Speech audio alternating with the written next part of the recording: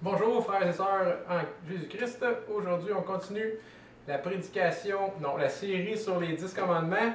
Je vais m'occuper du deuxième commandement aujourd'hui.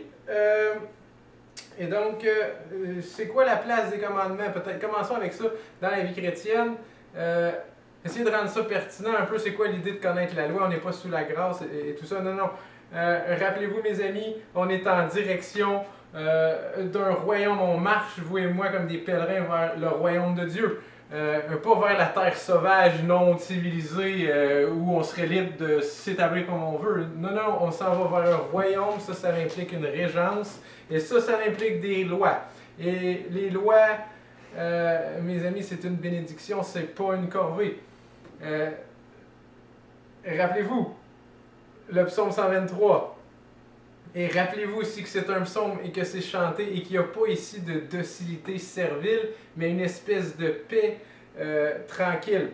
Dans le psaume 123, le psalmiste chante « Je lève mes yeux vers toi qui siège dans les cieux. » Il siège sur son trône. « Voici comme les yeux des serviteurs sont fixés sur la main de leur maître. Et les yeux de la servante sur la main de sa maîtresse. Ainsi nos yeux se tournent vers l'Éternel notre Dieu jusqu'à ce qu'il ait pitié de nous. » On n'est pas équipé pour être autonome et indépendant. Dieu ne nous a pas créés libres pour qu'on soit face à des possibles à l'infini et qu'on se demande quoi faire. Dieu nous a créés libres pour qu'on obéisse parce qu'en lui est la vie, parce qu'en lui est le beau, parce qu'en lui est le bien, parce que lui il sait qu'est-ce qu'on doit faire pour croître, pour être vivifié et pour lui rendre gloire. Les lois, mes amis, c'est une bénédiction. C'est pas un harnais pesant. C'est la sagesse, la bonté, la fidélité, la justice de Dieu qui nous est adressée. C'est par là qu'on va rendre gloire à Dieu. Si vous ne me croyez pas, là, si vous pensez que la loi c'est quelque chose de pesant et de restrictif, allez lire le psaume 119. Il est long, c'est le plus long psaume. Et tout au long du psaume, le psalmiste s'emploie à faire l'éloge de la loi. Parce que la loi, c'est un peu la vie. La loi, c'est quelque chose de beau. C'est pas quelque chose de laid. La loi, elle est parfaite. Paul, il va passer une grande partie dans l'Épître aux Romains à ramener cette idée-là que la loi est bonne, que la loi, c'est pas parce qu'on est sous la grâce que la loi c'était mauvais. Non, non, la loi, ça nous montrait l'horreur du péché, puis ça nous dirigeait vers Christ. Mais Christ, c'est à ça qu'il s'est employé, à accomplir la loi. Et donc, on peut juste, parce qu'il faut imiter Christ, il faut se dire, Christ, c'est pas un être triste, c'est pas un être. Oui, il était triste, mais il était pas morbide, puis il croupissait pas sous l'autorité de son Père. C'était avec un cœur joyeux qu'il accomplissait les commandements. Et c'est donc une grande joie pour moi de m'attarder avec vous au deuxième commandement qui a été donné par Dieu sur le mont Sinaï, vous vous souvenez.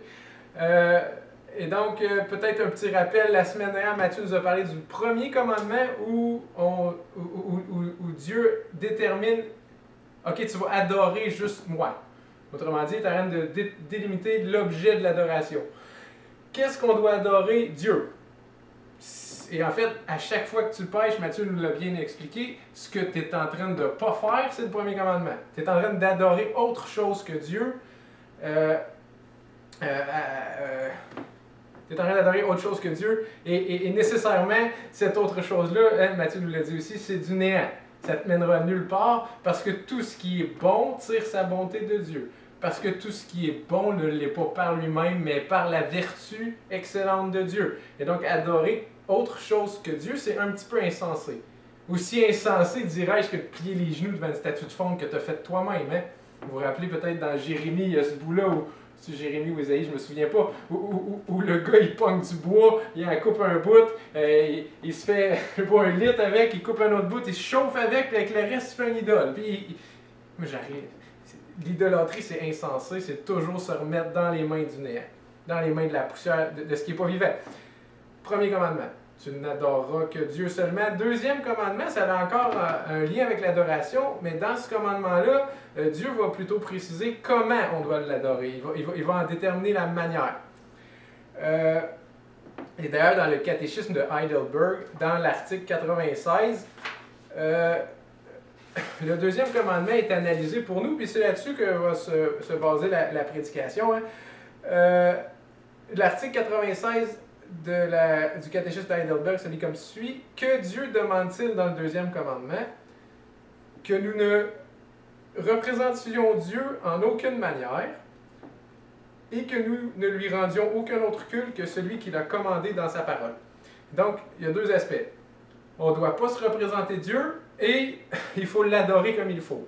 Et donc, on va traiter ces deux sujets-là, j'espère, assez rapidement dans la suite. Donc, la partie 1 de la prédication va traiter du premier point. Il ne faut pas se représenter Dieu. On doit se poser la question peut-être pourquoi on ne doit pas se représenter Dieu. Et avant de répondre à cette question-là, il faut se poser la question aussi, qu'est-ce qu'une représentation de Dieu? Et donc, commençons par cette question-là. Précisons un peu c'est quoi une représentation. Et là, peut-être que vous allez sentir que je suis un enseignant de philo. Parce que ça va avoir rapidement, okay, sans faire trop de dissection là, des concepts, là, on peut dire qu'une représentation, c'est issu de notre esprit. 2, c'est une idée qu'on se fait de quelque chose à l'extérieur de notre esprit. Par exemple, je pourrais avoir une idée de vous en train de m'écouter dans votre salon. C'est probablement faux, j'ai aucune idée. Mais je pourrais créer cette idée-là avec... Bon, ils sont probablement assis, c'est probablement le matin, ou pour essayer d'avoir une estimée, me créer une représentation de vous, même si je ne vous vois pas puis tout. Et donc, une représentation, c'est une idée qu'on se fait à partir de notre jugement, à partir de nos expériences. Et par cette idée-là, on connaît la chose en tant que telle. Autrement dit, on s'approprie les objets qui sont à l'extérieur de notre esprit en s'en créant une idée. Et là, on sait qu'est-ce que c'est la chose, même si elle n'est pas dans notre esprit. Et donc, rappelez-vous bien de ça, avoir une représentation, c'est comprendre ce qu'est une chose. Et je vais vous donner un petit punch ici. Le danger, c'est dans le prendre. Dans le mot comprendre, connaître, avoir une idée de, c'est toujours s'approprier. C'est toujours ramener la chose à soi-même pour en avoir une idée. Bon, donc, premier point, c'est une idée. Deuxièmement, c'est la raison pour laquelle on se trompe. C'est parce qu'on fait affaire avec des représentations des objets, et non pas avec les objets eux-mêmes directement, qu'on se trompe. C'est comme ça qu'un vendeur de char peut vous vendre un citron sans que vous sachiez que c'est un citron. Parce que j'ose espérer, si vous aviez à l'esprit que c'était un citron, vous n'auriez pas acheté le char. C'est parce que vous croyez, c'est parce que votre idée vous présentait la voiture comme n'étant pas un citron que vous l'avez acheté. Et le vendeur de char a fait sa job pour que cette idée-là se développe en vous. Et donc, si on se trompe, mes amis, c'est parce qu'on fait affaire pas avec la réalité telle qu'elle est, mais avec ce qu'on pense qu'elle est. Et c'est là qu'on peut se tromper. Donc, la représentation, c'est une idée qu'on se fait, et ensuite de ça, c'est pour ça qu'on se trompe. Parce que c'est pas... En fin de compte, la vérité n'est pas dans l'idée, la vérité est dans l'objet. Toi, tu essaies d'être adéquat avec l'objet, mais notre esprit est limité. Et donc, on peut se tromper.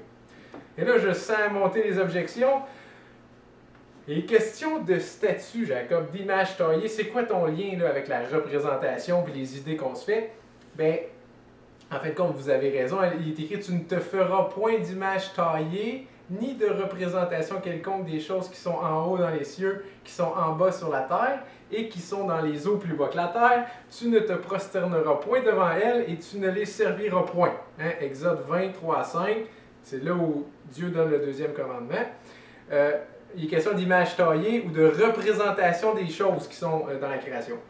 Mais je pourrais répondre à l'objection facilement en disant avant d'être taillée, l'image est dans la tête du tailleur d'image.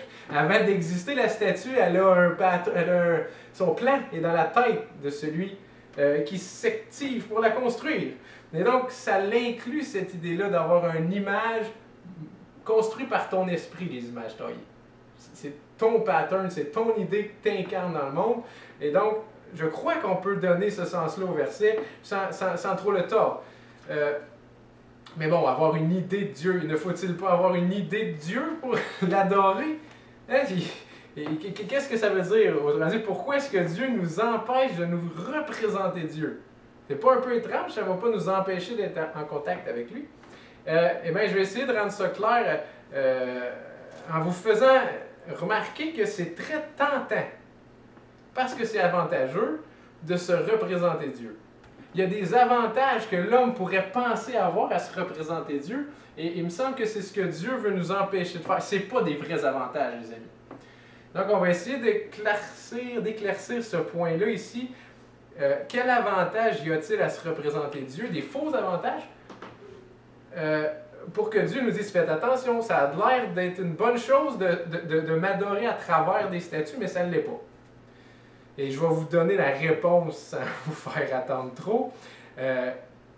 C'est dangereux de se représenter Dieu, ou plutôt c'est tentant, parce que quand tu te le représentes, je l'ai dit tantôt, tu te l'appropries, tu le comprends, tu le prends, tu le ramènes à ton niveau, autrement dit, tu le domestiques. C'est très tentant de domestiquer Dieu, et on va voir pourquoi rapidement si on compare Exode 20, qui est... je vais vous le lire, ça va être plus simple. Si on compare Exode 20, laissez-moi juste le trouver, je vais vous le lire. On va comparer, donc je disais Exode 20 et Exode 32. Dans Exode 20, Dieu est sur le mont Sinaï, il se révèle au peuple et il donne les commandements. Et là, le peuple, il va voir Moïse et il dit « Wow, wow, wow ». Donc ça se lit comme suit, Exode 20, 18, 21. « Tout le peuple entendait les tonnerres et le son de la trompette. Il voyait les flammes de la montagne fumante. À ce spectacle, le peuple tremblait et se tenait dans l'éloignement. Ils dirent à Moïse, « Parle-nous toi-même et nous écouterons, mais que Dieu ne nous parle point, de peur que nous mourions. » Moïse dit au peuple, « Ne vous effrayez pas, car c'est pour vous mettre à l'épreuve que Dieu est venu, et c'est pour que vous ayez sa crainte devant les yeux afin que vous ne péchiez point. » Le peuple restait dans l'éloignement. Ça ne les convainc pas. Ils ont encore peur. Ça, c'est une rencontre directe avec Dieu. Tantôt, dans l'Exode 32, on va voir c'est quoi une rencontre à travers une idole. Vous allez voir, ça va changer pas mal le pattern. Dans la rencontre directe avec Dieu, qu'est-ce qu'on constate? Bien là, j'espère que ça vous a frappé. Le peuple est complètement tétanisé. Hein, c'est une chose terrible pour eux de rencontrer le Dieu vivant, le Dieu juste, le Dieu 3 fois saint. Rappelez-vous, c'est des pécheurs. Hein? Ils sont en Adam. La plupart d'entre eux. C'est des pécheurs. Ils sont devant le Dieu saint et ils sont tétanisés. Remarquez, ils n'ont pas affaire à une représentation de Dieu. C'est le point qui nous intéresse ici. Ils ont affaire ici à la chose elle-même. C'est Dieu lui-même qui se manifeste. Et le peuple est débordé. Leur esprit est en défaillance, leur cœur est en défaillance.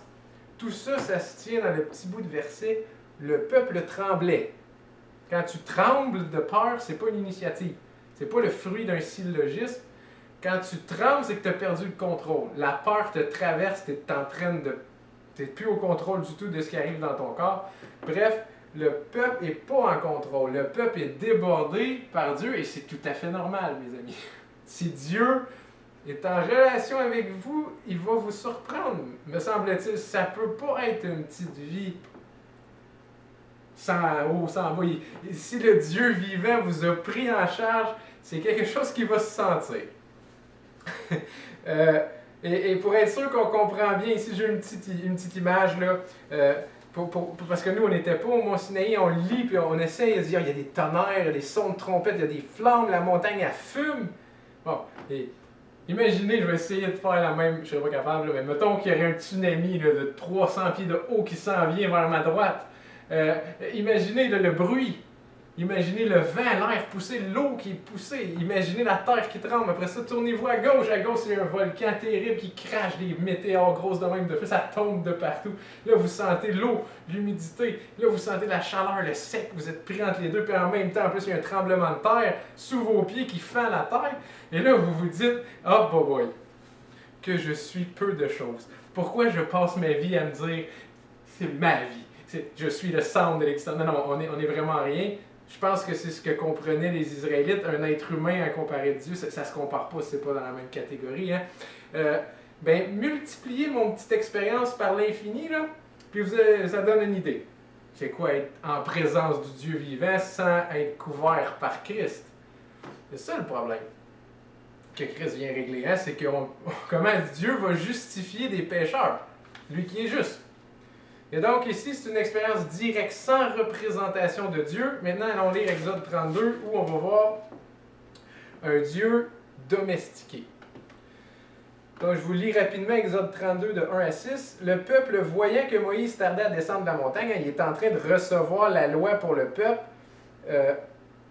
Le peuple s'assembla autour d'Aaron et lui dit, allons, fais-nous un Dieu qui marche devant nous, car ce Moïse, cet homme qui nous a fait sortir du pays d'Égypte, nous ne savons ce qu'il est devenu. Et oui, ils ont la mémoire courte. En tout cas, continuons. Aaron leur dit, ôtez les anneaux d'or qui sont aux oreilles de vos femmes et de vos fils et de vos filles, et apportez-les-moi. Et tous ôtèrent les anneaux d'or qui étaient à leurs oreilles, et ils les apportèrent à Aaron. Il les reçut de leurs mains, jeta l'or dans un moule, il fit un veau en fonte, et le peuple et ils dirent, Israël, voici ton Dieu qui t'a fait sortir du pays d'Égypte. C'est lui, le veau d'or, qui a envoyé les grêlons, les sauterelles, l'espèce de peste noire, les moustiques, les mouches, c'est lui. Vous le voyez là.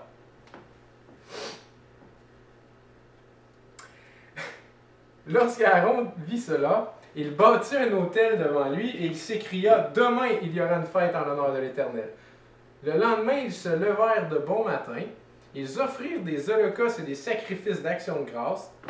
Le peuple s'assit pour manger et pour boire, puis ils se levèrent pour se divertir. Pour se divertir. J'espère que vous voyez le contraste. Je tremble parce que le Dieu éternel est en contact avec moi direct. J'ai le temps de me divertir. J'ai du temps pour moi. Je choisis ce que je vais faire parce que là, j'ai rendu mon culte à Dieu. C'est tout dans ma case horaire. J'avais planifié ça. Dieu, j'espère qu'il était là. Là, je peux partir me divertir. Il me semble que c'est assez facile de voir le contraste. Mais laissez-moi juste décortiquer un peu les versets 1 à 6 vite, en 3 points. Hein? Le veau d'or n'est pas manifesté par des tonnerres, des éclairs, du feu, des sons de trompette. Le veau d'or, il est constitué de boucles d'oreilles. C'est juste ça mon premier point. Tu as les tonnerres, les trompettes, le feu, des boucles d'oreilles. Ok, c'est un veau, là, puis ok, le veau, c'est un animal quand même hot. Puis il est en or en plus, mais quand même, c'est un peu pitoyable par rapport à l'épisode d'Exode 20. J'espère que vous mesurez le contraste. Deuxième point, la docilité du veau d'or. Moi, ça m'étonne quand Aaron il dit, bon, je suis un peu épuisé, j'ai fait le veau d'or, là. Fait que demain, on va fêter l'Éternel. Là, je suis pas capable. Là, il faut que je prenne un break. Là, on va fêter l'Éternel demain. Lui, l'auteur de notre délivrance en Égypte. On va le fêter demain. Mais c'est pas ça le pire. Hein? Le peuple, demain, on va le fêter. Puis là, moi, ce qui me fait rire, c'est le veau en arrière qui est là, puis qui attend, puis qui fait rien, docile. Silencieux, immobile. Tu es d'accord? Ouais, ok, cool, il est correct. Les gars, on peut aller relaxer. Demain, on va rendre un culte à l'Éternel. Ils sont d'accord. Il est stabilisé par des clous. Hein, Ésaïe, il rit un peu des idolâtres quand il dit « Vos idoles sont tellement impotentes qu'il faut les fixer avec des clous, sinon ils tombent à terre. » Tu peux pas être plus impotent que ça. C'est un peu la même chose avec le veau d'or assis en arrière qui est immobile, qui se soumet. Et donc, ça m'amène à mon troisième point. Les hommes, ils semblent au contrôle. C'est les hommes qui décident, c'est les hommes qui placent à quel temps, comment qu'on va faire ça. Puis le veau, comme il est rien, comme c'est une statue, là, ben, il donne l'impression qu'il est d'accord.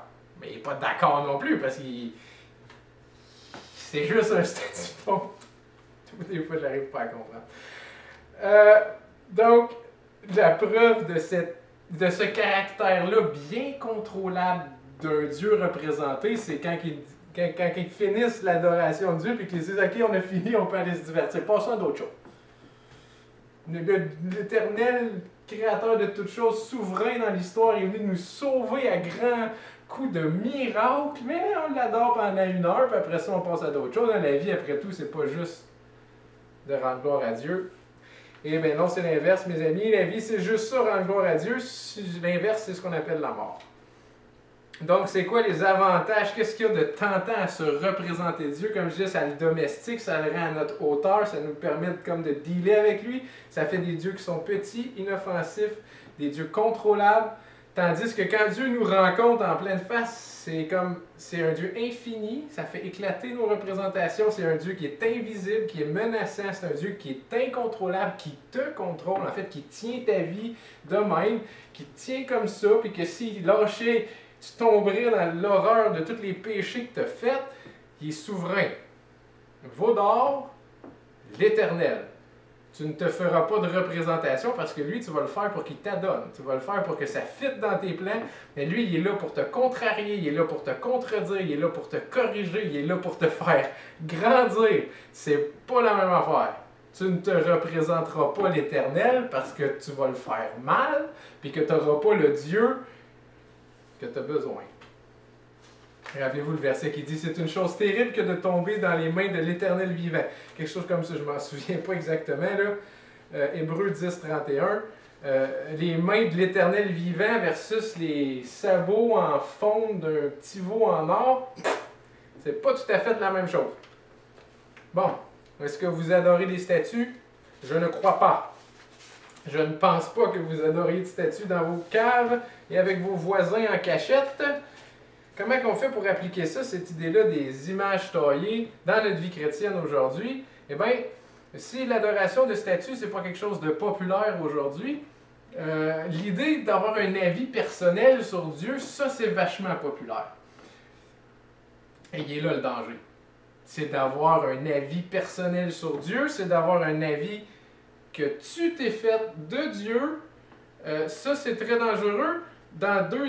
Écoute, tu n'as pas le choix d'avoir une idée de c'est quoi Dieu. Okay? Il faut que tu aies une représentation de Dieu, parce que sinon tu adores ce que tu connais pas. Mais il y a deux extrêmes. Il y a ceux qui se représentent trop Dieu, autrement dit, ceux qui réfléchissent trop, ceux qui vont utiliser la logique, les rudiments du monde, la tradition des hommes pour essayer de peaufiner l'image de Dieu. Et quand ils font ça, ils dépassent la révélation. Et il y a l'autre extrême, il y a ceux qui vont, je sais pas, par lâcheté, qui vont pas exercer leur esprit, puis qui vont se contenter d'idées simplistes et réductrices de Dieu, qui vont ressasser, par exemple, toujours les mêmes versets, ou qui vont ressasser les mêmes clichés chrétiens, qui vont juste citer Jean 3,16, c'est le seul verset qu'ils connaissent. Et bien, eux, ils ont une vision pas... Ils n'ont pas dépassé, ils n'ont pas ajouté à la révélation. Leur problème, eux autres, c'est qu'ils ont réduit la révélation à ce qui leur plaisait ou à ce qu'ils comprenaient ou à ce qu'ils connaissent. Ils ont une vision, les deux ont une vision fausse. Eux, ils ont trop élaboré, eux, ils n'ont pas assez élaboré. Et c'est contre ces deux extrêmes-là, je pense qu'on est mis en garde dans ce verset-là, dans ce commandement-là. Peut-être aller un peu plus en détail. Ceux qui réfléchissent trop, ils ont donné naissance aux hérésies des premiers siècles, le modalisme, l'arianisme, le monophysisme, le docétisme. Leur problème, c'est la double nature de Christ, comment il peut être tout homme et tout Dieu. Et là, ils ont fait rentrer la philosophie là-dedans, puis ils ont essayé de rendre ça intelligible. Quelle folie! L'absolu, l'éternel... Tu vas vraiment faire le tour, puis tu vas arriver à dire pourquoi, puis comment, puis quand il a fait ça. Sérieusement, si ton Dieu, t'es capable de faire le tour de même, mais c'est pas le vrai Dieu. C'est normal qu'on comprenne pas certaines choses. C'est normal que l'incarnation, puis que l'imputation de nos péchés sur Christ, ça soit quelque chose de mystérieux. Ça s'est passé dans les cieux. Rappelez-vous le verset, je vous ai parlé des cieux. Essayez pas de comprendre, vous êtes tout bad, trop petit, c'est impossible. Et donc, il ne faut pas que les grands systèmes philosophiques l'emportent sur la révélation de Dieu. Ceux qui réfléchissent trop. Maintenant, retournons à ceux qui ne réfléchissent pas assez. L'exemple que j'ai trouvé de eux, c'est cette espèce de vision sentimentale-là, frelatée du Dieu amour, uniquement. Dieu est amour, Dieu il est gentil. Dieu, c'est le petit Jésus. Le petit Jésus. Dieu, il t'aime. Ben, il va m'envoyer en enfer. Non, c'est plus simple. Dieu aime tout le monde. Dieu aime tout. Dieu. C'est trop facile. Dieu est amour. Pourquoi il a envoyé son fils mourir? Il n'aurait pas pu nous envoyer des fleurs, un gâteau aux fraises, quelque chose de genre. Nous dit, c'est correct, je vous accepte les gars, je suis amour. Non, Dieu, il est 3 fois saint. Dieu, il est juste. Dieu, il est en colère constamment. Allez lire le psaume 4, le psaume 7. Dieu, Dieu, il a patenté l'enfer. Dieu, il est amour, c'est vrai. Mais là, le danger, c'est d'oublier que l'amour, c'est pas Dieu. Dieu, il est plus qu'amour. Dieu, il est saint, juste. Il est en colère, puis il tolère pas l'iniquité. Quel genre de juge? Vous aimeriez pas ça, avoir un juge comme ça à la cour qui dit aux pédophiles récidivistes, je t'aime et je te pardonne. Point final, barre. Non, la justice, quand c'est nous qui payons, tout d'un coup, ça nous intéresse. Hein? Réfléchir trop, dépasser la révélation, rentrer dans des élucubrations philosophiques, ou réfléchir pas assez, puis simplifier Dieu. Deux extrêmes qui ont la même solution, mes amis, la solution. Et moi, c'est ce qui personnellement m'a fait aimer le christianisme. C'est pas de l'hommerie, au sens où c'est pas le critère décisionnel, c'est un livre statique, indépendant de nos esprits, qui ne varie pas à travers le temps. Qu'est-ce que je veux dire par là? Ben, pour le philosophe, les Écritures, il faut que ce soit comme la bride de son esprit. C'est les Écritures qui contrôlent où va l'esprit. C'est les Écritures qui tiennent en bride les élans orgueilleux de l'esprit, qui essayent de tout comprendre. Les Écritures, c'est la bride du philosophe. Tandis que pour ceux qui réfléchissent pas assez, les Écritures, ça devrait être l'horizon. Ça devrait être un horizon devant eux qui leur montre c'est vaste la révélation de Dieu. Et c'est tout là qu'il faut que tu te promènes si tu veux connaître Dieu, puis pas adorer une image personnelle que tu t'es faite, mais adorer le vrai Dieu. Ça, c'est ta tâche. Tu dois te nourrir. C'est ta tâche. L'Église aussi le fait par la prédication, mais quand même, c'est de la bouffe. Et tu es appelé à tenir contre les attaques du diable. Tu es appelé à vaincre les tentations de la chair, à vaincre les mensonges de la convoitise. Si tu te nourris pas, c'est sûr que tu vas te faire bouffer tout cru. Et ça fait partie de... Il me semble que ça fait partie de ce à quoi on est appelé, parcourir l'horizon de la révélation pour connaître notre Sauveur. Donc, la solution aux deux extrêmes des Écritures, qui doivent être la bride de l'intellectuel et qui doivent être l'horizon d'entraînement, oserais-je dire, de celui qui réfléchit pas beaucoup. Pourquoi? Parce que dans les deux cas, tu vas finir avec une fausse image de Dieu. Et tu vas adorer un faux Dieu, et ça sera donc à ta perte. Première partie terminée.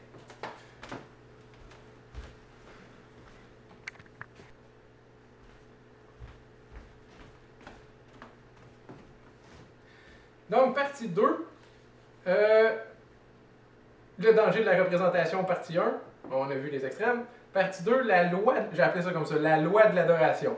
Ce que je vais essayer de vous montrer ici, c'est que l'adoration, c'est pas quelque chose qui doit relever de notre créativité. C'est pas quelque chose qui est laissé à notre discrétion. Non, il existe une loi de l'adoration. Il existe une manière correcte d'adorer Dieu. Pourquoi? Parce qu'il existe une manière non correcte d'adorer Dieu, chose qu'on peut lire dans le passage. Tu ne te prosterneras point devant elles et tu ne les serviras point. Hein? Exode 25a. Il dit, tu ne peux pas m'adorer comme ça. Et moi, je n'ai pas besoin de plus que ça pour conclure qu'il y a donc des mauvaises façons d'adorer Dieu et que donc il y a des bonnes façons. Et que donc il y a une loi de l'adoration. Donc ça explique un peu mon titre. Ce qu'on va essayer ensemble, c'est de rendre plus clair, d'expliciter cette loi-là de l'adoration. Comment le chrétien, comment celui qui est en Christ est appelé à adorer Dieu. J'avais pour nous 4 épisodes bibliques. Je ne suis pas sûr qu'on ait le temps de faire les 4. Là, je ne vois pas le temps qui passe. J'espère qu'au moins j'aurai l'occasion, j'aurai le temps d'en faire 2. À part de ça, vous pouvez peser sur pause puis l'écouter plus tard si jamais c'est trop long. Donc, tâchons ensemble de rendre plus clair la loi de l'adoration en se tournant vers Genèse 4, versets 3 à 5, qui est, j'espère que vous en souvenez, l'épisode de Caïn et d'Abel. Donc, je vous lis ça rapidement. Au bout de quelque temps, Caïn fit à l'Éternel une offrande des fruits de la terre. Et Abel, de son côté, en fit une des premiers-nés de son troupeau et de leur graisse. L'Éternel porta un regard favorable sur Abel et sur son offrande, mais il ne porta pas un regard favorable sur Caïn et sur son offrande.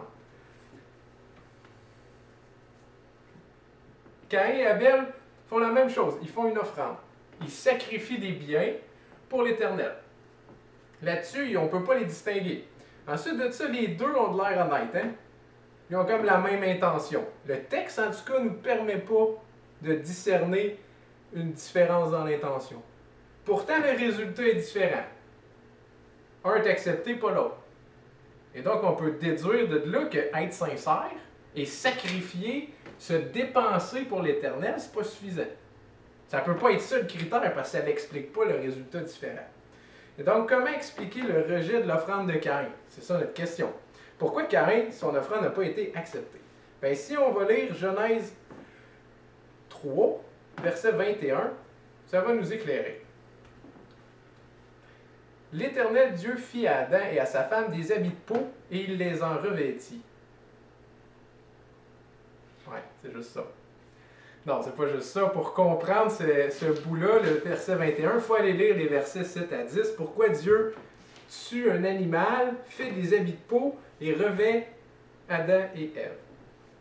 Les versets 7 à 10 du chapitre 3 se lisent ainsi. Les yeux de l'un et de l'autre s'ouvrirent. Hein, ils viennent de manger de l'arbre de la connaissance du bien et du mal. Et mes amis, leurs yeux se sont ouverts sur quelque chose de terrible.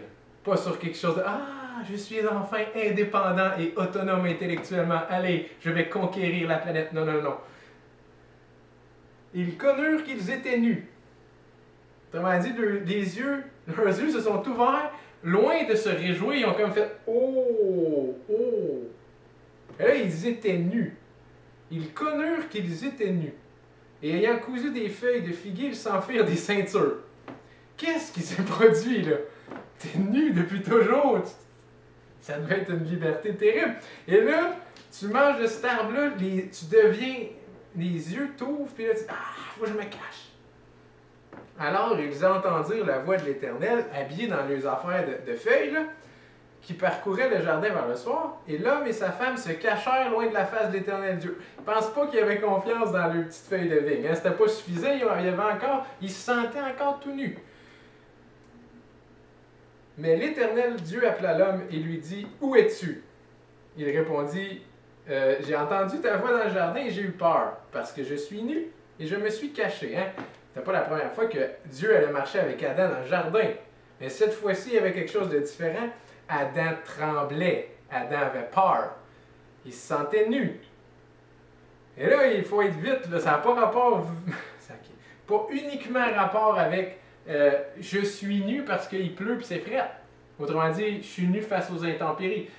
Puis ça n'a pas vraiment rapport non plus juste avec le regard de l'autre. Hein? Ève me voit, ou Adam me voit, il faut que je me cache.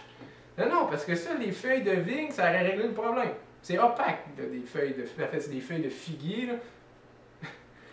C'est opaque, ça cache. Et c'est pas suffisant, parce que le regard de Dieu, t'aurais beau t'habiller en chape de plomb, mon ami, là, Dieu va voir à travers. Là, ça n'a pas vraiment rapport avec la densité du matériau que tu utilises. Mais bon, ils se sentent nus face à Dieu, c'est ça qui est nouveau, là. C'est pour ça que Dieu va les habiller. Parce qu'ils se sentent nus, ils ne sont plus capables d'approcher Dieu. Et là, bon, c'est quoi le vrai sens de la nudité d'Adam et Ève? Oui, ils sont exposés aux intempéries, oui, ils sont exposés au regard des autres, mais surtout, c'est des pécheurs. Ils sont devant un Dieu 3 fois saint juste et ils sont pécheurs. Ils sont rendus ennemis de Dieu. Et là, peut-être vous me trouvez intense, mais non, ils sont des ennemis de Dieu tant qu'ils ne sont pas en Christ. Donc, rentrons pas là-dedans, là, mais je vais essayer 30 secondes de rendre ça crédible dans nos têtes. Pourquoi est-ce qu'ils avaient peur de Dieu? Mais ils ont désobéi à Dieu, il y a plein d'implications. Ils ont nié que Dieu était sage. Ils ont nié que les commandements de Dieu, c'était des commandements d'un être sage. Non, il n'a pas tout vu. Ils ont nié la justice de Dieu. Et Dieu nous a dit qu'on mourrait si on en mangeait. Mais bon, peut-être pas. Peut-être que ce ne sera pas si pire que ça. Dieu va peut-être pas être juste dans l'application de la punition. Ils ont nié la sagesse, la justice, ils ont nié la bonté de Dieu. Hein? On a essayé au début de rendre ça clair. Les commandements, c'est une bénédiction. C'est pour notre santé, oserais-je dire. Mais non. Non, c'est pas, Dieu n'est pas bon, Dieu c'est un tyran. Hein? Ils ont écouté Satan, ils ont écouté son idée, comme quoi Dieu il veut vous garder sous son autorité. Il a peur. Il a peur d'un tas de poussière qui est créé et qui a donné la vie. Il a peur que vous preniez le pouvoir par-dessus. Voyons donc, quelle naïveté. Ils ont nié la bonté de Dieu en obéissant au serpent. Ils ont nié la puissance de Dieu. Ils ont nié la fidélité de Dieu. Autrement dit, cette désobéissance. Comprenez-vous, ils ont fait tout ça, puis là, ils sont devant Dieu. Ouais, non, il est vraiment sage, juste, bon, puissant. Ils sont exactement dans la même position que le peuple d'Israël devant l'Éternel sur le mont Sinaï. Ils se sentent tout nus. Ils se sont installés en porte-à-faux. Je ne sais pas si ça fait du sens. Il y a Dieu, là, sa création, son plan. Nous autres, on veut mieux que ça. Nous autres, on a un esprit, on veut être autonome, on veut être comme des dieux parmi les dieux. Fait qu'on va se mettre en porte-à-faux. Ça ne nous intéresse pas. On va y goûter de l'arbre. Il y en a 100 000 autres à goûter, mais c'est lui que je veux. Pourquoi? Parce qu'il est interdit. Alors, ouais. Ils sont donc nus devant Dieu. C'est pour ça que arrive notre petit verset 21. Dieu fit à Adam et à sa femme des habits de peau. Il les en revêtit. Ça, c'est la miséricorde et la grâce de Dieu. Je ne vais pas vous tuer tout de suite. Je vais tuer cette bête-là. Je vais la dépecer. Ça va saigner. Ça va être dégueulasse. Mais avec leur peau, je vais pouvoir vous vêtir. Et là, il faut un peu d'amplitude dans l'esprit, mes amis. Ne réduisons pas ça uniquement à de la mode, là, puis à du linge. C'est plus profond que ça, j'ai l'impression. Ici, c'est le sérieux du péché, premièrement, qui est montré. Hein, pour couvrir ta nudité, Adam, ça ne prendra pas juste quelques feuilles arrachées puis de la sève qui coule puis qui sent bon. Pour te couvrir, il va falloir tuer un animal. Il va falloir le dépecer. Ça va puer, ça va être laid. Ça, c'est l'horreur du péché que à chaque fois que tu vas sacrifier, tu vas t'en rappeler. Que qu'est-ce que tu as fait finalement, ça a amené la mort dans la création. Premier point de cette institution-là du sacrifice dans Genèse 3. En instituant un sacrifice, Dieu s'assure que les hommes vont se souvenir que le péché, c'est quelque chose d'horrible. Deuxième point, pour nous qui sommes illuminés du Saint-Esprit grâce à la parole, grâce à l'Église, on sait que ça pointe vers le vrai bouc émissaire qui est Christ. Hein? Le sacrifice des animaux, c'était temporaire. C'est pas vrai que ça rachetait l'offense. Ça couvrait l'offense et ça rappelait l'horreur du péché. C'est Christ qui va prendre la colère de Dieu sur la croix à notre place. Dieu est miséricordieux et Dieu est juste, c'est pour ça qu'il nous a habillés. Et là, on peut enfin comprendre le problème avec l'offrande de Caïn, mes amis. Dieu ne peut accepter l'offrande qui vient des mains de Caïn parce que Caïn, c'est un pestiféré lépreux, 3 fois malade, contaminé par le COVID, il est pécheur. Et même s'il aurait travaillé toute sa vie du mieux qu'il peut, qu'il s'était sacrifié nuit et jour pour essayer de donner tout le fruit de son œuvre à Dieu, ça n'aurait rien changé, ça aurait était encore aux yeux de Dieu quelque chose de nauséabond parce que c'est contaminé par le péché. Ça nous en dit long, ça, hein? Le travail honnête d'un homme qui est bon. Il y en a plein des hommes bons à l'extérieur de l'Église, des hommes et des femmes qui se sacrifient pour les autres. Mais ça ne peut pas être suffisant parce qu'il faut que tes mains soient purifiées, il faut que tu sois purifié par le sang de Christ. Le problème avec Caïn, c'est qu'il n'y a pas d'effusion de sang dans son offrande. Et donc, il n'est pas couvert. Et donc, c'est quelque chose d'inacceptable aux yeux de Dieu. Et si on prend le temps de lire le verset comme il faut, l'Éternel porta un regard favorable sur Abel et sur son offrande. Pas juste sur Abel, il le voyait favorablement parce qu'il avait couvert, ses péchés étaient couverts. Il y avait eu une effusion de sang. Tant qu'à moi, c'est parce qu'Abel avait eu la foi en Christ, puis il était déjà en Christ, mais là, rentrons pas là-dedans. Peut-être que je vais un peu trop loin. Mais il regarde favorablement Abel suite à une effusion de sang, tandis que il ne porta pas un regard favorable sur Caïn et sur son offrande, parce que Caïn était encore manifestement un pécheur. Il n'avait pas couvert son péché, il n'avait pas obéi à la loi de l'adoration que Dieu avait instaurée dans Genèse 3, où il fallait adorer Dieu à travers l'effusion de sang pour nous rappeler l'horreur du péché et pointer vers Christ. Et donc, on ne peut pas adorer Dieu en Église autrement qu'à travers Jésus-Christ, puis à travers Jésus-Christ au complet. Tout ce qu'il a fait, pas juste le fait qu'il était gentil puis que c'est un homme juste, mais surtout qui est passé par la croix volontairement, que Dieu l'a châtié à notre place, et qui a ressuscité, et qui nous a envoyé son esprit, et qui a formé l'Église, et là on peut adorer. Avant ça, notre adoration, elle vaut rien. Mais quelle raison d'adorer, mes amis! C'était le Fils de Dieu de toute éternité qui a renoncé aux insignes de sa majesté, qui s'est incarné dans un enfant, dans une famille pauvre, pour pouvoir sauver des ennemis. Et ça devrait nous faire stepper ça haut, comme David danser devant le... Je me rappelle d'un épisode dans l'Ancien Testament où David était méprisé par une femme quelconque qui le voyait danser. Il y avait une raison profonde de se réjouir. Il ne faut pas être des chrétiens misérables et morbides qui ont de l'air de vivre leur christianisme comme quelque chose de pénible. On a été libérés pour une éternité d'adoration de l'Éternel. Quelle histoire! Pause.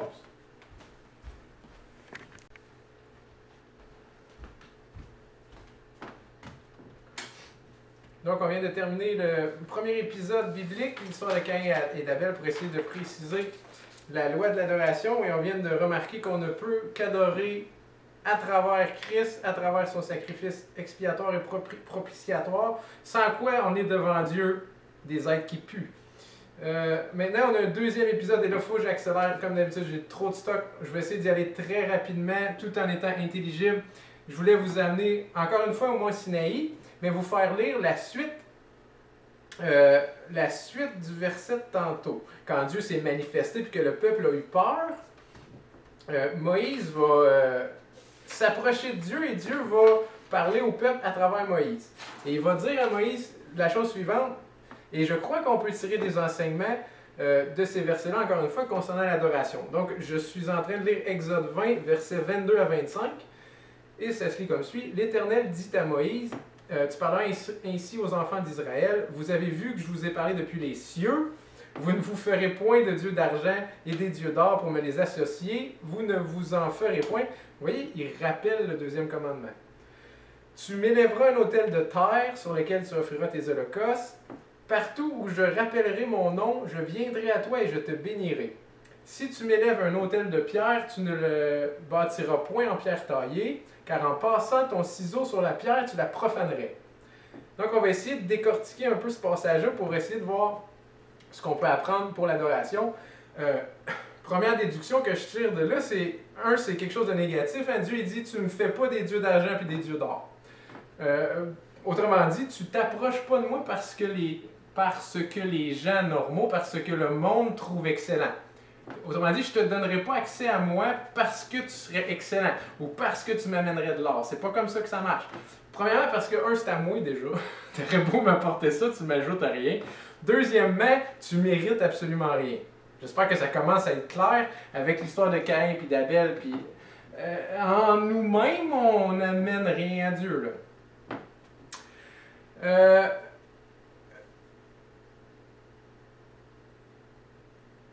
Je vais vous lire 1 Samuel 16, verset 7. Okay? Puis il me semble que ça va clore ce point-là où c'est pas parce qu'il y a de l'air excellent qu'on approche Dieu. L'Éternel ne considère pas ce que l'homme considère. L'homme regarde ce qui frappe les yeux, mais l'Éternel regarde au cœur. Donc ça n'a pas rapport avec comment tu es habillé, ça n'a pas rapport avec ton salaire, ça n'a pas rapport avec tes œuvres, oserais-je dire. Et c'est pour ça que Jésus-Christ, c'était quelqu'un de très humble, hein? C'est un charpentier d'une famille pauvre. Jean-Baptiste qui annonce, Jésus-Christ c'est le roi cosmique. Hein? En lui, Dieu réunit toute la création, puis il s'est incarné comme un charpentier. Il réunit toute la création à sa gloire en Christ, et Christ est un charpentier. Ça n'a pas rapport, l'art, ça plaît aux hommes, mais ça ne plaît pas à Dieu. Jean-Baptiste, qui est l'émissaire de Christ, qui est en avant, et qui l'annonce, ben, il est habillé en poil de chameau, il mange des sauterelles puis du miel, puis il n'y a rien. Il y a une puissance en Jean-Baptiste, en Jésus, comme il y avait dans le petit David. C'est une puissance qui vient de Dieu. Ce n'est pas une puissance qui est reconnue par les êtres humains. Et donc, on ne s'approche pas de Dieu par nos mérites. J'espère que ça, c'était clair. Ce n'est pas parce que tu es bon que tu peux adorer Dieu. Hein? C'est pas parce que tu es bon que tu peux adorer Dieu. En fait, c'est l'inverse. C'est un privilège d'adorer Dieu gratuit. Attendez un peu, je veux pas m'égarer là.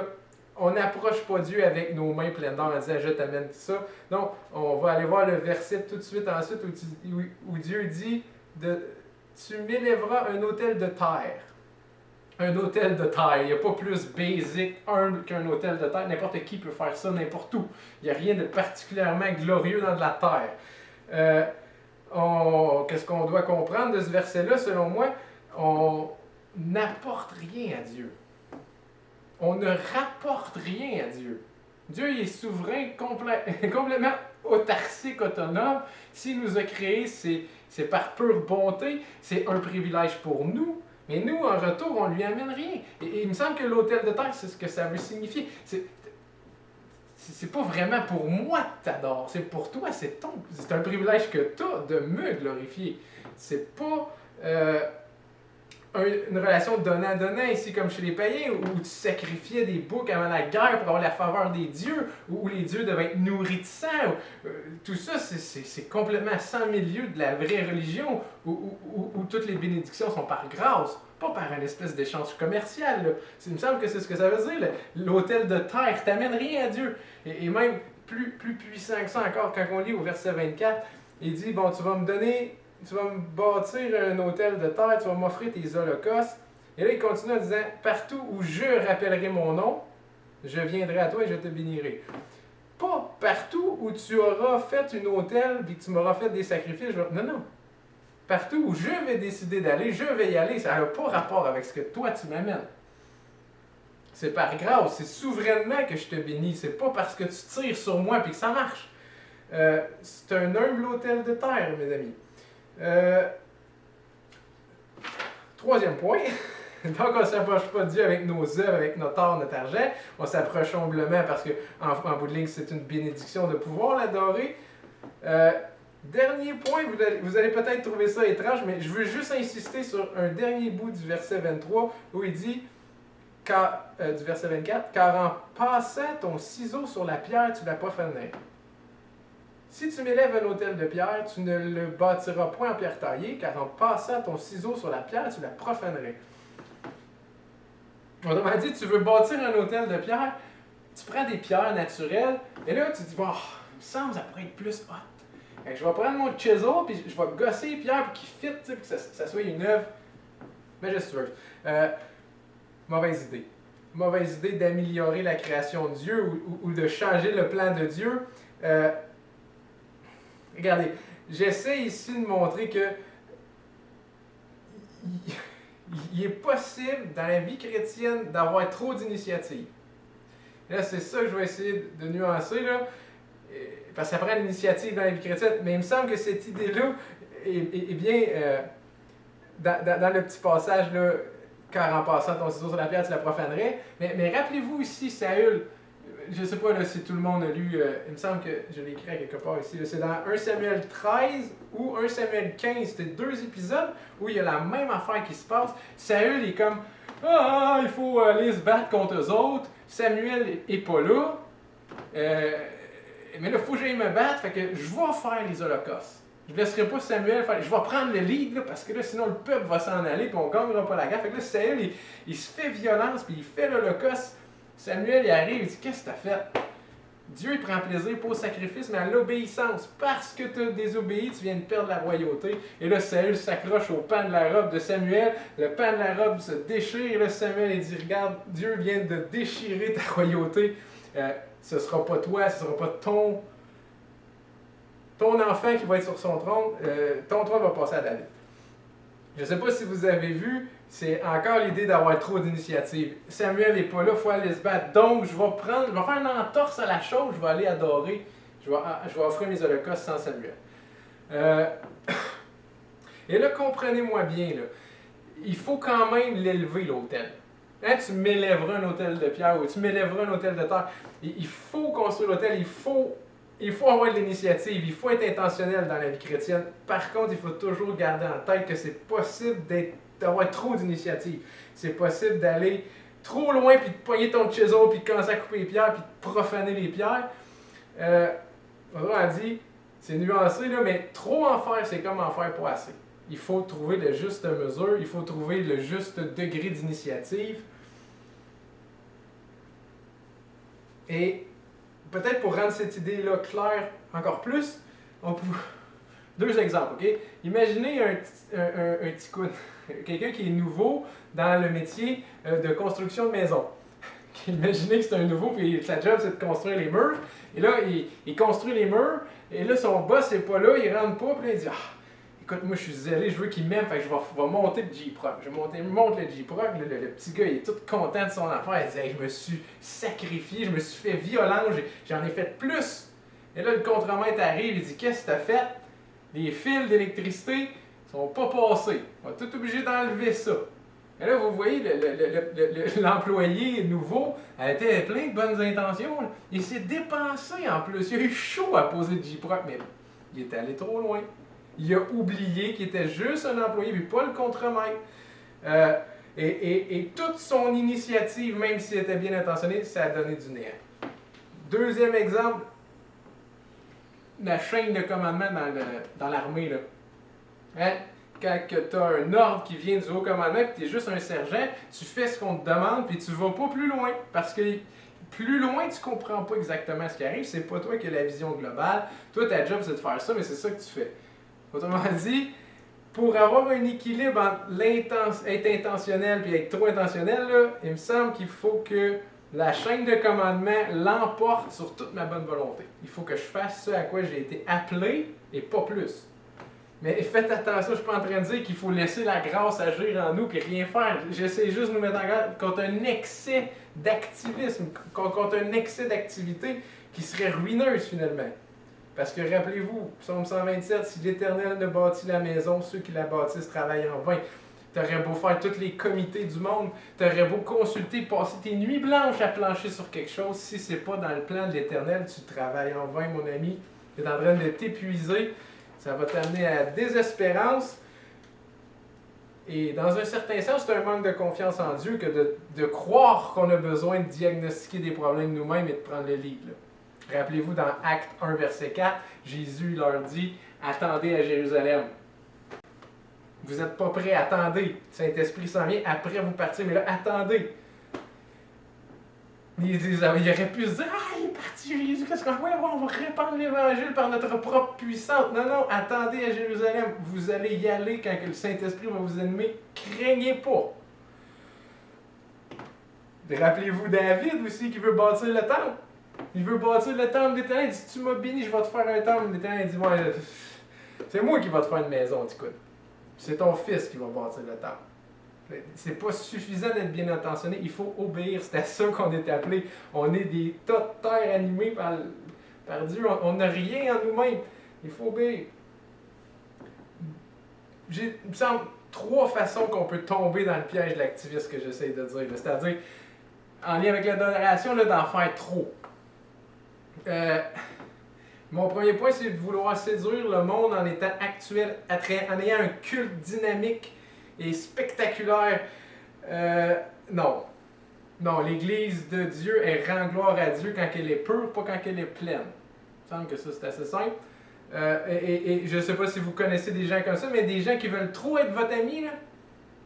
Non. Non, il y a quelque chose de repoussant là-dedans, il y a quelque chose de pathétique. Si l'amitié va se développer, elle va se développer. Amène-moi pas des bonbons là, pour essayer de me séduire. Là. C'est pas comme ça que ça fonctionne.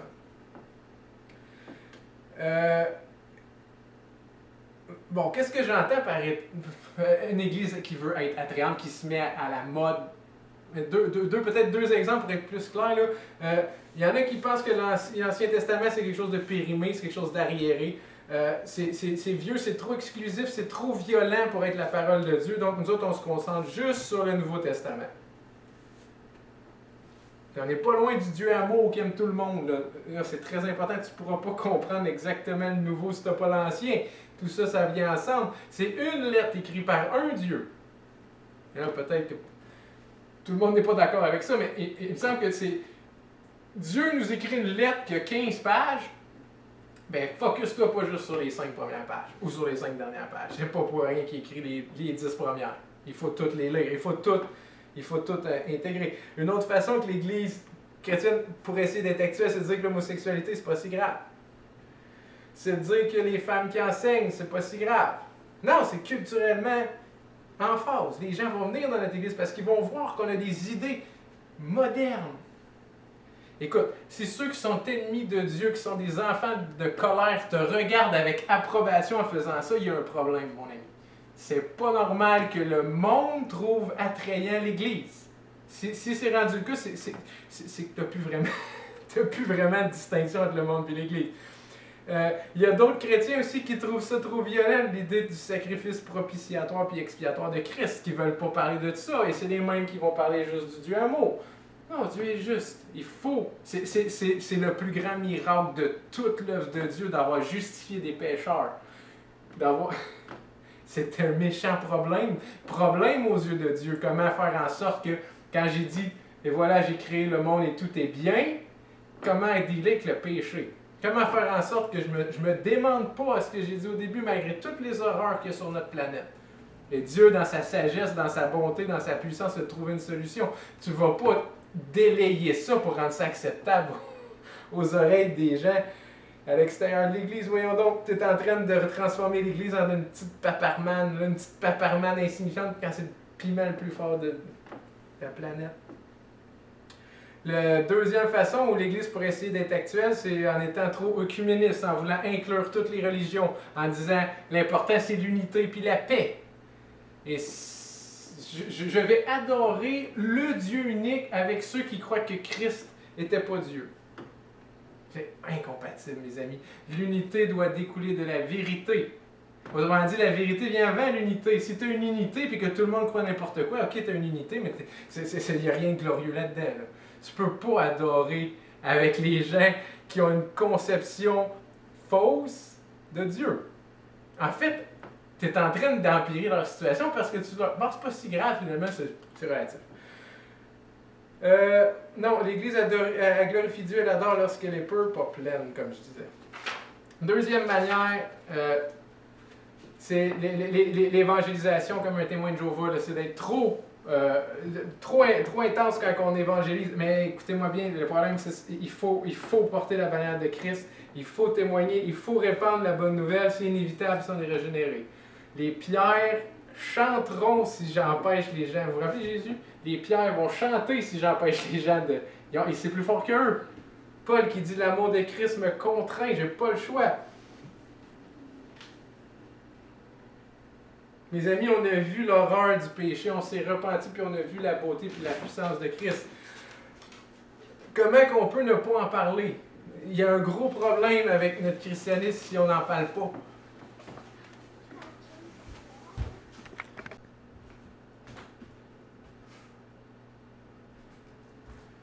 Bon, désolé, j'ai été dérangé par mes enfants. Il reste juste 20 minutes sur la carte, donc on embraye. Qu'est-ce que je disais? Oui, on avait vu l'horreur du péché, on s'est repenti, on a vu la beauté de Christ, on a été régénérés. Rappelez-vous, Jésus qui dit, si vous buvez de cette eau-là, vous allez avoir encore soif, mais si vous buvez de l'eau que je vous donne, ça va être de l'eau vive qui va rejaillir dans l'éternité, qui va se trouver en vous. Ça se sent, ça se sait. Donc, comprenez-moi pas mal ici, on est appelé à témoigner. En fait, c'est censé être plus fort que nous. On est les conduits de la puissance de Dieu. On est des branches dans lesquelles la sève qui découle de la tête, qui est Christ, s'en va. On est censé être, quelque part, on est censé être plein de fruits qui épatent les gens. Donc, il faut évangéliser, mais il y aurait une façon ici de commencer à prendre son chisel et à tailler la pierre pour en faire trop. Une espèce d'activisme compensatoire, là. Tu sais, parce que quelqu'un pourrait arriver à cette conclusion-là, dans sa tête, il comprend la doctrine, puis il dit oui, je crois en Christ, mais ça ne produit plus rien en lui. Peut-être parce que c'est une espèce de drôle de christianisme qui se limite à croire à des doctrines, ou peut-être c'est juste une habitude, mais là, la personne pourrait dire je vais m'activer pour essayer d'avoir toutes ces émotions-là qui sont censées m'habiter, et là, ça va avoir l'air artificiel. Quand on parle aux autres Hein, Jésus dit que votre parole soit toujours assaisonnée de sel. Il faut que ce soit agréable à entendre, mais il faut pas. Jésus, il fait jamais ça, prendre quelqu'un, le mettre d'un coin et commencer à l'attaquer avec le christianisme. C'est pas. Il faut être doux. Il faut être assaisonné, intéressant, mais il ne faut pas être comme un témoin de Jéhovah qui va de porte en porte et qui pense qu'à force de forcer, il va convertir la personne. La conversion, c'est le mystère de Christ. Ça appartient à Dieu. Nous, on est juste là pour arroser puis planter. Mais tirez pas sa plante. Vous allez l'arracher. Tirez pas sa plante. C'est Dieu qui fait croître. Et donc, nous, on sème puis on arrose. On a à faire quelque chose, mais il ne faut pas aller trop loin dans l'évangélisation. C'est pas une campagne électorale à gagner. Les brebis vont entendre sa voix. C'est pas quelque chose qui est laisse. C'est pas nous qui convertissons. C'est le Saint-Esprit. Et donc, activons-nous, mais n'allons pas trop loin. Ne tombons pas dans l'activisme. La dernière façon, je vois que le temps file encore plus, là.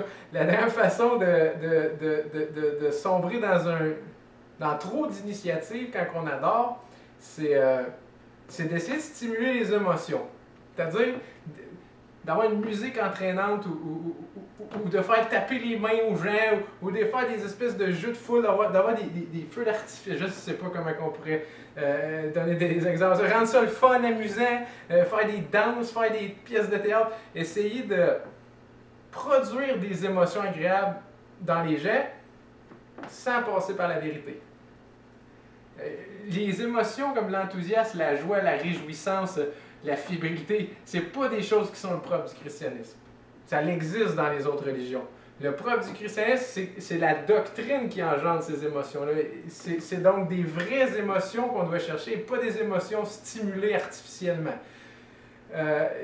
Si vous n'avez pas d'émotions en lien avec la doctrine, il y a un problème. Il faut approfondir, méditer la doctrine, il faut prier. Il ne faut pas se stimuler artificiellement. Parce que ça serait fuir le problème, ce ne serait pas le régler.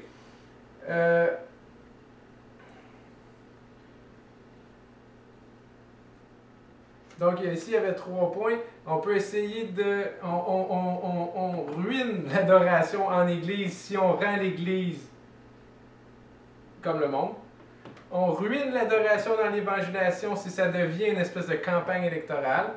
On ruine l'adoration si les émotions qui nous animent pendant les chants, pendant la louange, pendant la prêche, pendant peu importe ce qu'on fait, si ces émotions-là, ils sont produites autrement que par la doctrine, autrement que par la vérité, autrement que par Jésus-Christ.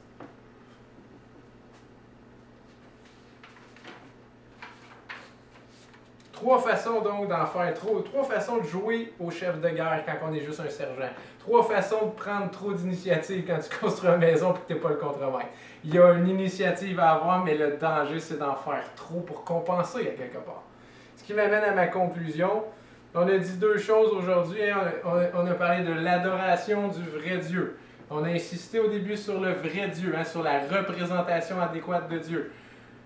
Et qu'est-ce que j'ai essayé de vous dire, c'est que les Écritures, c'est notre critère. Les Écritures, c'est à la fois notre bride puis l'horizon par rapport à laquelle on connaît Dieu.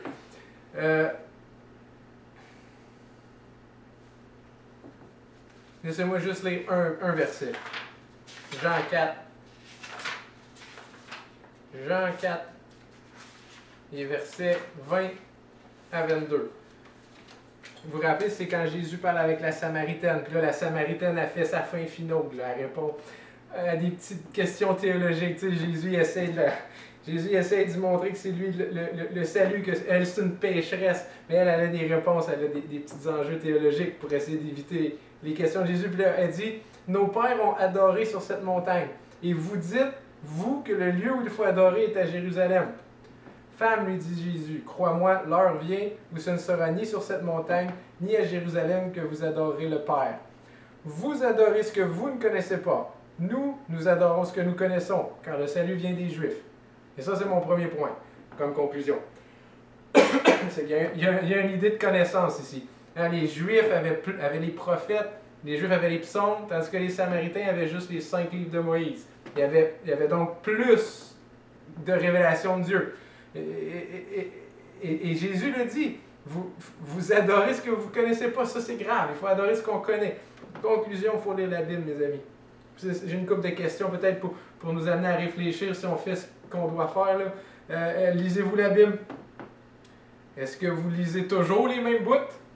Hein? Si vous mangez juste des brocolis tout le temps, vous allez avoir des carences. Il faut lire toutes les Écritures. Il faut les mâcher aussi. Lisez-vous vite, elle va vite de même parce que c'est une tâche à faire parce que vous êtes chrétien. Est-ce que vous mâchez avant d'avaler? C'est important. Si vous ne mâchez pas, il n'y a rien et vous n'aurez pas toute la substance qu'il y a dedans. Est-ce que vous faites ça comme une tâche pénible, comme je viens de dire, ou quand vous lisez la Bible, c'est comme un festin? Ça devrait être un festin. On a un nouveau cœur. Le Saint-Esprit, il anime notre esprit pour qu'on voit la lumière dans les Écritures. C'est censé être un festin. Oui, c'est pas toujours égal, hein? Il y a des moments où on est plus dedans que d'autres, mais il me semble qu'en général, il y a une substance vitale dans les Écritures qui doivent être connaissables par les chrétiens. Est-ce que vous priez avant, pendant puis après que vous lisez ou vous séparez ça? Il faut lire avec l'aide du Saint-Esprit. C'est comme ça que l'Écriture devient parlante. On devrait lire, on devrait prier avant, on devrait prier pendant quand on comprend quelque chose. On devrait aussi prier à la fin. Est-ce que vous avez l'impression que votre connaissance de Dieu elle a augmenté ou ça stagne? Puis c'est toujours, votre christianisme est au même niveau depuis 10, 20, 30 ans, puis qu'il n'y a rien de nouveau. On est appelé à croître. C'est une nouvelle vie en nous. Il y a une croissance et ça sent. Ça ne devrait pas faire du surplace. Bon, les philosophes, à cette heure, est-ce que l'assurance de votre salut provient uniquement de la clarté théorique de votre théologie ou elle provient de la personne de Christ? C'est vraiment important. Le christianisme, c'est pas théorique seulement. Oui, c'est théorique, mais ça débouche sur d'autres choses, sur les affections. C'est l'entièreté de l'homme qui est régénéré, pas juste son esprit. Et l'assurance du salut est plus grande en Christ puis en son œuvre que dans le lien qui unit la prémisse puis la conclusion. L'assurance du salut, c'est dans la personne de Christ qu'on la trouve. Donc, adorer le vrai Dieu. Il faut lire la parole. Même on peut faire du zèle. Si vous avez des questions, il y a les anciens, mais il y a aussi toute la tradition de l'Église qu'on peut lire et qui regorge d'écrits par des hommes qui étaient grands, qui étaient qui étaient des grands chrétiens qui ont affronté des questions épineuses, des problèmes épineux, des situations épineuses et qui ont passé au travers. Et c'est très, très gratifiant de lire les biographies de ces gens-là. Donc, adoration du vrai Dieu. Vrai Dieu, il faut lire les Écritures. Il ne faut pas rester ignorant. Les Juifs adorent ce qu'ils connaissent. Les Samaritains adorent ce qu'ils ne connaissent pas, c'est problématique. Maintenant, lisons 23 et 24. Mais l'heure vient et elle est déjà venue où les vrais adorateurs adoreront le Père en esprit et en vérité, car ce sont là les adorateurs que le Père demande. Dieu est esprit, il faut que ceux qui l'adorent adorent en esprit et en vérité. Là, on est dans le bout adoration. Vrai Dieu, adoration du vrai Dieu, adoration. La connaissance de la vérité, c'est pas suffisant. C'est nécessaire, mais c'est pas suffisant. J'ai une couple de questions pour vous. Vous arrive-t-il d'avoir des moments spontanés d'adoration? Et ça devrait.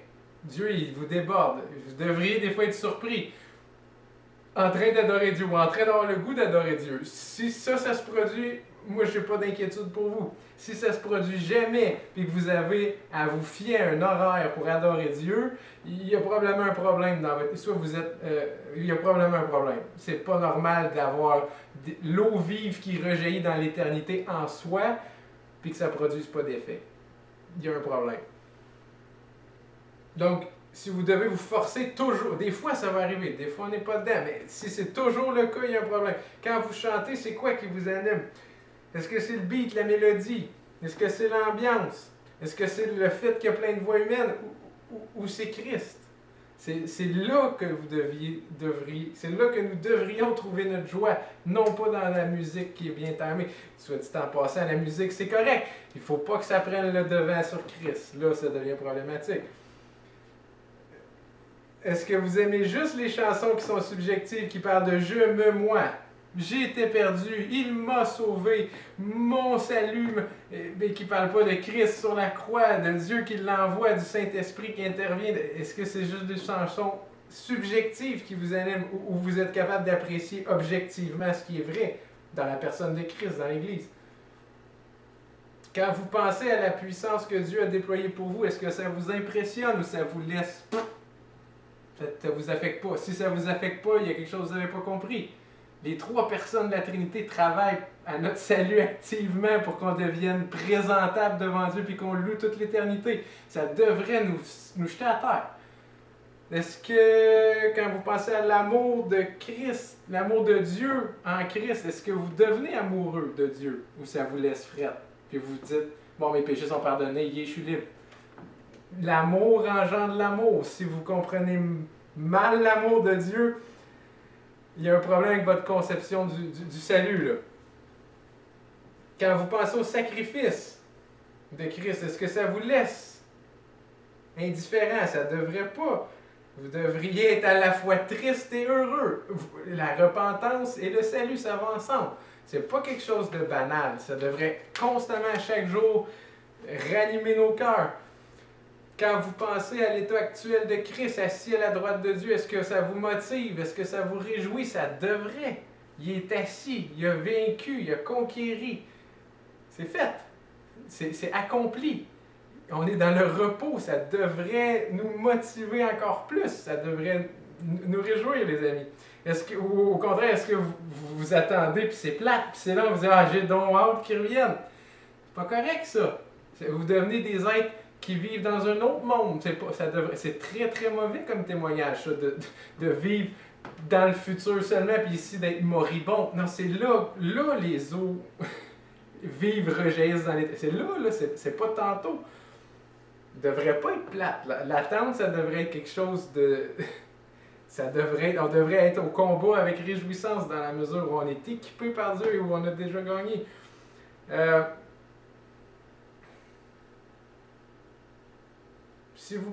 vous pensez à Christ, est-ce que vous avez uniquement le péché de pardon en tête? Le pardon des péchés, ce que j'ai spécifié, en tête. Est-ce que c'est la seule chose que vous associez à Christ? C'est pas juste ça, le but de la mort de Christ. Ça, c'est le bout négatif. Oui, il fallait que nos péchés soient pardonnés, mais nous, il fallait qu'on ait la justice de Christ pour être acceptable devant Dieu, pour pouvoir se présenter devant son trône. On doit avoir une vision complète de Christ si on veut adorer correctement. On ne peut pas juste avoir une vision partielle. Finalement, il faudrait que je conclue, là. L'adoration, mes amis, c'est ce qu'on va faire dans la vie éternelle. C'est pour ça qu'on a été créé. On a été créé pour adorer Dieu, pour y rendre gloire, puis on est équipé ici maintenant pour le faire adéquatement. On n'est pas laissé à nous-mêmes. La loi de l'adoration, c'est un guide. C'est de cette façon-là qu'on va rendre gloire à Dieu, qu'on va se réjouir, qu'on va être des bons témoins, qu'on va porter la bannière de Christ à travers tout cette peuplade-là d'hommes dans l'ignorance qui sont sous la colère de Dieu. Mes amis, j'espère qu'avec ces réflexions-là, l'adoration, ça va être quelque chose d'un petit peu plus précis. Je vais vous souhaiter une très bonne semaine, humblement. Que Dieu vous garde et j'ai hâte de vous revoir. Bonne semaine.